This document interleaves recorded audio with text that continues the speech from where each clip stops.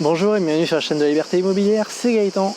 Aujourd'hui, je vais vous expliquer pourquoi vous devez obtenir la durée la plus longue possible pour votre crédit. Donc de base, ça peut paraître compliqué d'obtenir un délai très long pour son crédit, surtout quand on veut faire de l'investissement locatif. Mais sachez que ce n'est absolument pas impossible et que c'est même recommandé. Donc pourquoi obtenir un délai plus long ? Tout simplement parce que si vous avez un délai long, vos mensualités vont être réduites. Certes, vous aurez probablement un moins bon taux que si vous preniez une durée de crédit de 10 ou 15 ans, mais si vous arrivez à obtenir un crédit sur 20, 25, voire même 30 ans, vous pourrez avoir un cash flow nettement plus important, tout simplement parce que vous allez réduire vos mensualités, et donc, puisque vos loyers, eux, ne vont pas changer, vous aurez un cash flow nettement plus important. Donc vous pouvez vous dire que ça peut être compliqué d'obtenir un crédit sur plus de 20 ans pour du locatif. Certaines banques même refusent de faire au-delà de 20 ans.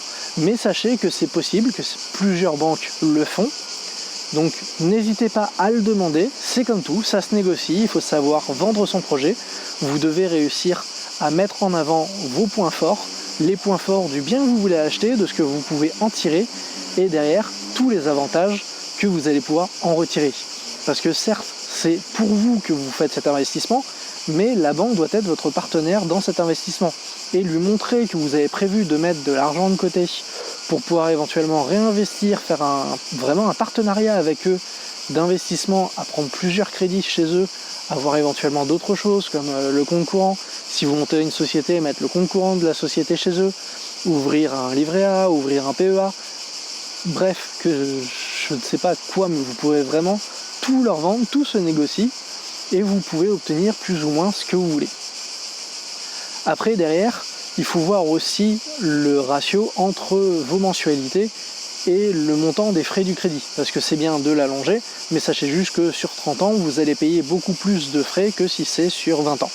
Donc à vous de voir si psychologiquement ça vous va. Vous pouvez essayer de couper la poire en deux à 25 ans, ce que je trouve être le plus raisonnable.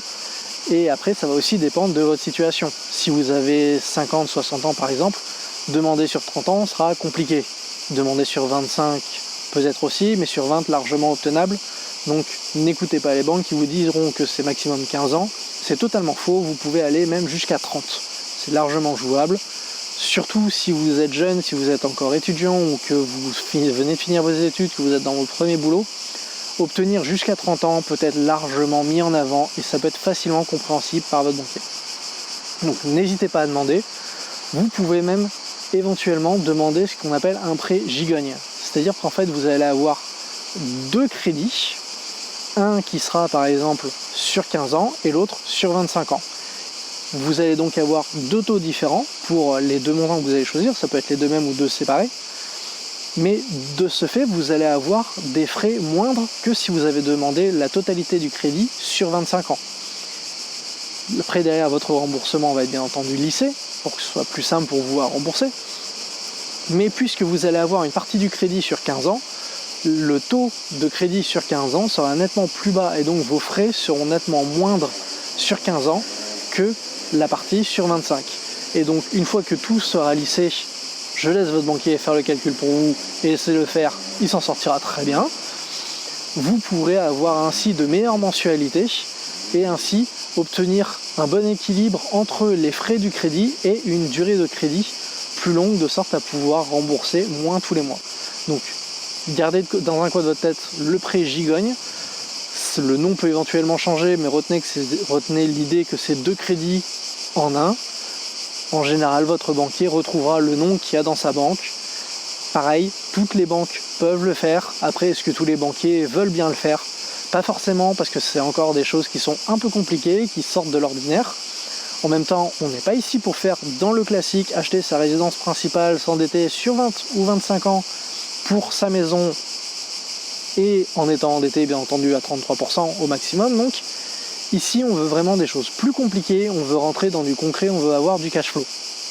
Donc c'est là où on a besoin de toutes les astuces possibles et le prêt gigogne existe, vous pouvez le demander, et si jamais le banquier que vous avez trouvé ne connaît pas, essayez de demander à un autre banquier ou éventuellement au directeur d'agence. En général, le directeur d'agence, lui, saura de quoi vous parlez et ça devrait même être votre intermédiaire prioritaire, on va dire, quand vous entrez dans une nouvelle banque. C'est lui qui pourra vous accorder plus facilement quelque chose de compliqué, tandis que le banquier qui n'est là que depuis quelques années, lui, tout ce qu'il connaît, c'est le crédit facile pour une résidence principale. Si vous arrivez pour du locatif, ça va être compliqué. Si par-dessus vous lui dites que c'est une colocation, il va prendre peur. Et si jamais vous lui dites que vous voulez un prêt gigogne, vous allez totalement le perdre. Donc essayez de vous orienter plutôt vers le directeur d'agence qui lui aura plus l'habitude de travailler sur des choses compliquées, surtout si vous êtes une entreprise, si vous avez monté une entreprise d'investissement. En général, fuyez les banquiers d'entrée de gamme, on va dire, à l'entrée de la banque. Allez voir directement le directeur d'agence, c'est la personne qu'il vous faut, c'est le partenaire qu'il vous faut dans cette banque-là si vous voulez travailler avec elle. J'espère que la vidéo vous aura plu, si c'est le cas, n'hésitez pas à laisser un pouce bleu, un commentaire si vous avez quelconque info à rajouter, ça fait toujours plaisir. Et moi je vous dis à bientôt dans une prochaine vidéo. Allez, à ciao!